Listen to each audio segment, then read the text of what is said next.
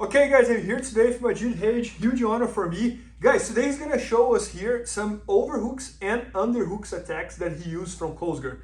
And he just did all the ADCC trials for the ADCC. How many matches you did total? I had 18 matches, 14 wins. He did 18 matches in the total ADCC trials. He got second in Brazil and then he lost in the quarterfinals here in America. And I don't hope someone gets injured, but I hope if someone gets injured on ADCC, this guy gets invited because he would deserve it. But anyways, so I'm very excited to learn Magid. Let's do it.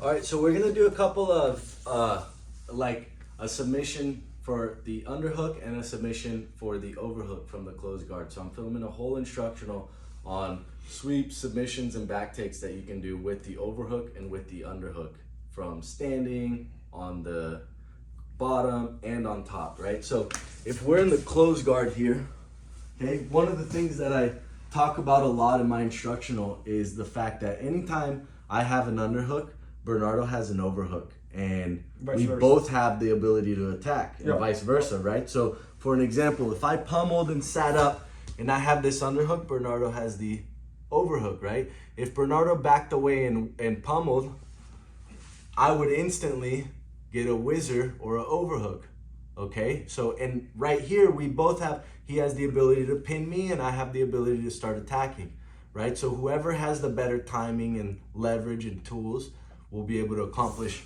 their goal right there, okay? So in the closed guard, you're always trying to make the person base on the ground and stuff like that so you can hand fight and get close to the guy. So I always try to pummel when the hands are on the ground like this. I'll try to pummel and reach as high as I can, okay? Always when I get the underhook, I'm gonna go up high, trying to control one of his traps, preferably the far trap. Now, if this underhook was, if his overhook was non-existent, okay, the ideal from here would be to shrug this over and start taking his back, okay? Now, if I go for that underhook and he whizzers, that's gonna close that gap right there for me to go to his back, and he can start to put pressure. He could start put pressure on my elbow and my shoulder right there to make me start forcing me to go back down and want to limp arm that arm out, okay? So you have to be careful with your underhooks. If they're high, they're strong, your elbow's strong. If they're low, you gotta be ready to take that underhook out. Now, as we take that underhook out, we can do an attack, okay? So let's say I pummel this right underhook, I start sitting up and Bernardo whizzers, okay? And it's starting to put strain on my shoulder, right? Here's the limp arm. I'm gonna turn my palm down, my thumb down, so that my elbow is safe, and I'm gonna whip my arm out, okay? If my arm comes out with my thumb up, I'm gonna get armbarred right here. Thumb down, limp my arm out. Watch from this side. He has the whizzer. Look, if my arm comes here, I get armbarred. Thumb down, arms out. Now to catch the arm, I'm gonna do a limp arm and then pinch. Man, that's incredible. You see that? I know what's coming. Right on his wrist, I'm gonna pinch it to my chest. Now I'm gonna get my hips up and over his elbow, and then my knee to the ground, hold his head like a soccer ball, and face his legs. As soon as I face his legs, I'll control his calf, roll him over, and we're here in this arm lock position. Man, that's incredible. Yeah. Oh, that's amazing. No, I love it, like how easy you get out from the overhook, and also like how easy you connect to the submission from there. Yeah, so this limp arm, like if we're on our knees right here, side to side, right, and I have this underhook, and we're in this battle, right? In this specific position, I would put my money on Bernardo. Why? Because he's heavier and he's on top with the overhook. So he could put his shoulder pressure on my shoulder, push, and start to get my head lower than his. And doing that, he'd get like a snap down or a headlock right to here. So I would have to address that and limp my arm out, okay? Now, if I want to catch his arm on that limp arm, I'm gonna limp and try to grab this shoulder and pinch his wrist. I'm gonna go. Yep. You see? And I catch it. Try to take your arm out. No way. It's stuck. Why? Because I'm really squeezing. Yep. I'm not going like this. And then he's just gonna take his arm out. Yep. Okay, I'm really squeezing it right there. right? And when you do that, okay, it exposes that arm and makes it straight so you could have the ability to jump over and get an arm lock. So again, from the closed guard, we're here, sit back. Let's say Bernardo's sitting back and I sat up and pummeled this. Okay, I'm up on my hand. He's whizzing me, pushing me down. I'm gonna sit up. When he pushes back into me, limp arm, pull, that's amazing. and spin. And a lot of times he'll roll by himself. If not, you can grab his ankle And get the submission and there. follow him.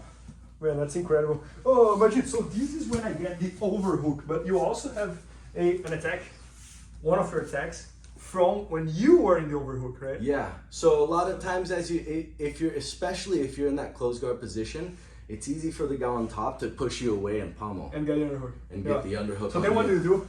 So if I start to go from here, if I start to go for that underhook, a lot of times I'll bait that, knowing that he really doesn't want me to get the underhook, I'll bait it and keep my elbow open so he pummels.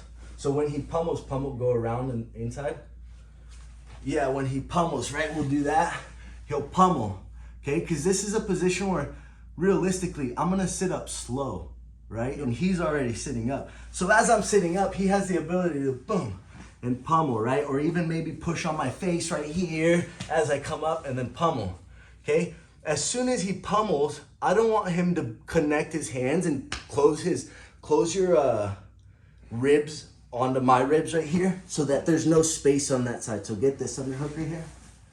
If there's no space right here, I won't be able to get my arm in.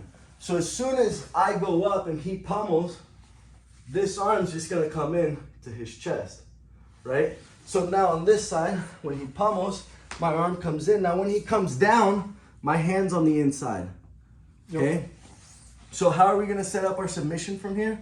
I'm gonna go up on that underhook, he's gonna pummel. As soon as he pummels, I wedge my hand in, thumb up.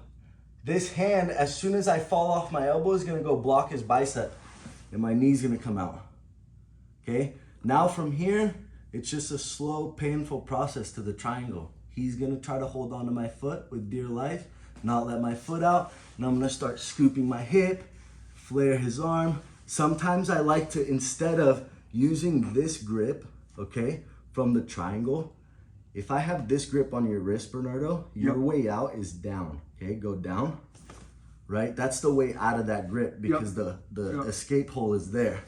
If I have a reverse grip I'm in trouble on his wrist, he has to go up. He cannot go up. If he goes up, my leg's gonna come out. Yeah, that's incredible. And I have a triangle. I love it, this detail. Yeah, this triangle I had seen before, but never your seen foot this always detail. gets stuck right there, you know? Yeah. Because that's the part right here. He knows what's gonna happen. I know what's gonna happen. Pete knows what's gonna happen. You know what's gonna happen, right? So he's gonna do everything to keep that foot. So while you're here for that 30 seconds trying to take your foot out, switch this grip. Now you can push it away.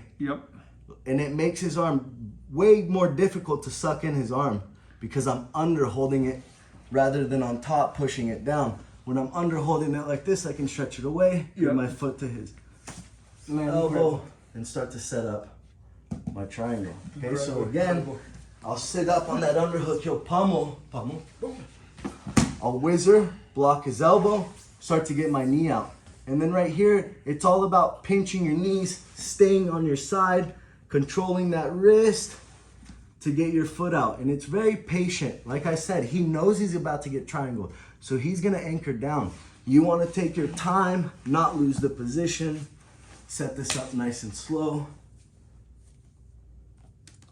So you get the triangle. Oh, Magid, what fascinates me about Jiu-Jitsu is this. So for example, I knew this technique. I had seen that like hundreds of times before. But I had never seen this detail that you're using about putting the thumb up, which is like 90% of the technique. Because now there's no way to defend it. Versus not working. So, exactly. No, man, that's incredible. So guys, Magid shot an entire instruction all about overhooks and underhooks. So it's pretty unique. Like, how should you attack when you have the underhook? What should you do when you have the overhook? On every position in Jiu-Jitsu, close guard, standing, passing, every position you can imagine. So it's going to be at bjjfanatics.com. Maybe by the time you're watching, it's already there. So make sure to check that out. And thanks so much, Magid. Appreciate it. Thanks for having me. Thank you. Please help me out to grow my YouTube channel. Just click subscribe. And to watch more videos, just click under See More Videos. I hope you enjoyed. BJJFanatics.com. Use the promo code YouTubeFaria to get 10% off any instructional video. Improve your jiu-jitsu faster.